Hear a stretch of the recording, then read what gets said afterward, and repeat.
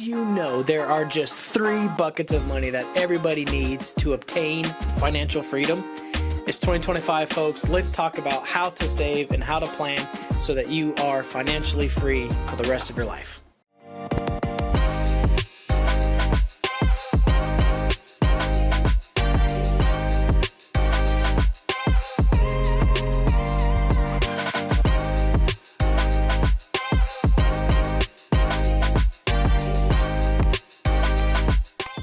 What's up, folks? Welcome to the Money Summit. My name is Dallas. I am a financial professional helping business owners and individuals achieve their money summit. And just like this video, oftentimes I talk about ways to save, where to put money, how to plan for your retirement and your financial future.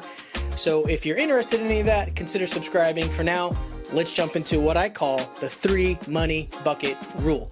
In the past almost decade of being in this industry, there's a handful of problems that I've seen very common amongst most individuals. Some of those problems include not really saving enough, or saving too much into high volatility stuff, or just really relying on hope that their money that they're putting away somewhere will ultimately be enough to suffice their retirement. Without the right plan or setup or knowing what you have, it's easy to feel overwhelmed, and that's why a lot of people actually rely on that ladder of just hope and that their money will be there, because it's sometimes just too much to understand. This is where the 3 money bucket rule can come into play to really help you categorize what money needs to go where and for what cause. The first bucket that we need to talk about is what I call the emergency fund bucket, or the quick cash bucket. This bucket, as you can probably guess as the name ensues, is money that you can get to quickly in the event of an emergency. Those emergencies obviously widely vary depending on what's going on in life, but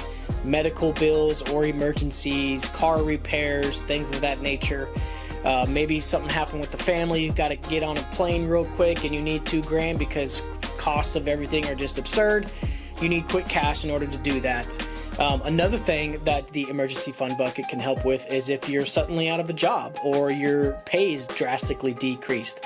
It's good to have a few months worth of income set aside in addition to maybe some emergency funds, so that you can obtain a reasonable living style, or just to pay the bills, keep food on the table in the event of having some income lack or decrease for whatever reason. Some examples of accounts that you can utilize within the emergency fund bucket are, of course, checking accounts, saving accounts.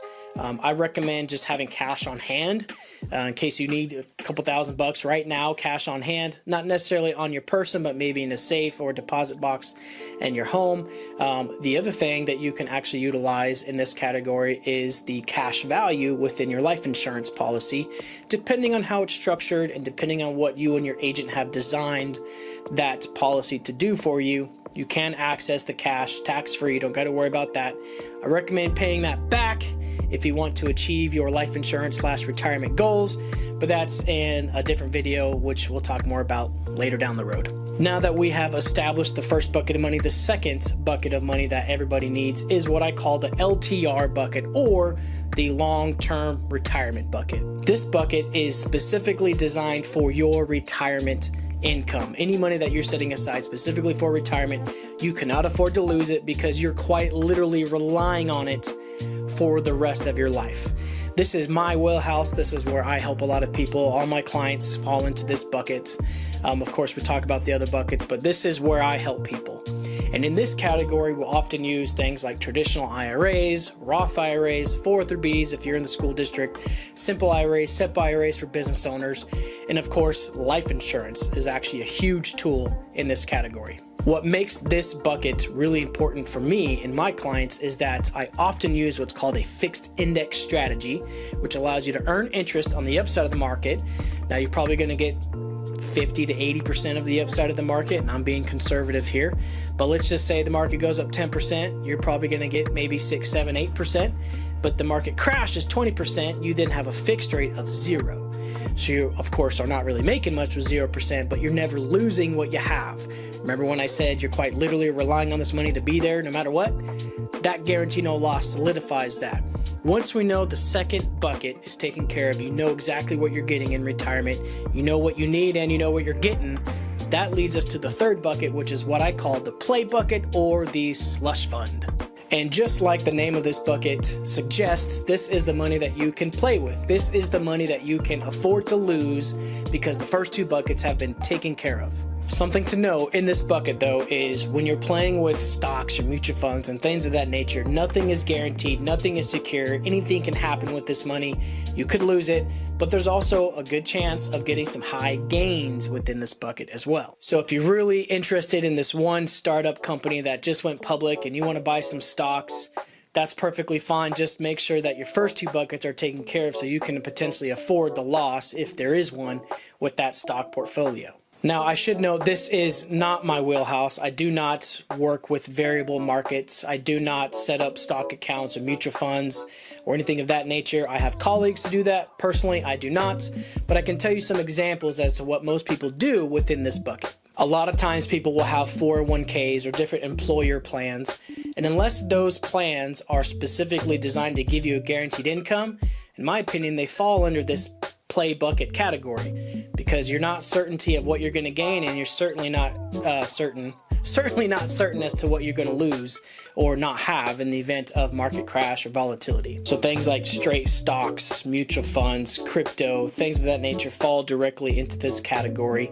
And like I said, you could play with those things, but make sure that you can afford to lose it and set yourself up for the rest of your life with the other two buckets. Now, I know that was a ton of information, and there's a lot of you out there that might not agree with what I'm saying.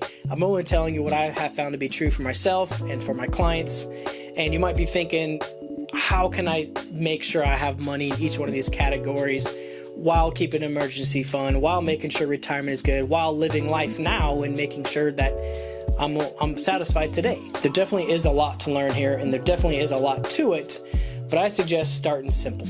If you don't have an emergency fund, get $1,000 in your savings. Then get used to setting aside more into your savings, a few hundred dollars a month, maybe a couple $1,000s a month, depending on where you are in life.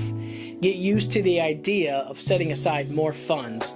That way, when it comes time to go into the second and third bucket, you can really advance what you're already doing and kind of jumpstarts your gains on that side. If you're still here this far in the video, and if any of this resonated with you at all, I highly recommend reaching out to your financial advisor, financial professional, whoever you have helping you with your financial monies. Reach out to them, reevaluate your plan. If you don't have anybody, you can reach out to me. I have some contact info below. You can reach out with questions. You can schedule time to meet. I never charge for consultations or meetings ever. Even if you're an existing client, I just don't believe in charging people for that type of thing. So we can meet, talk about your goals, discover what you're wanting to do for the rest of your life, and put together a game plan that will help you achieve financial freedom and your money summits. And with that, I'm going to sign off. Again, my name is Dallas, financial professional, and God bless everybody. Have a wonderful day and happy 2025.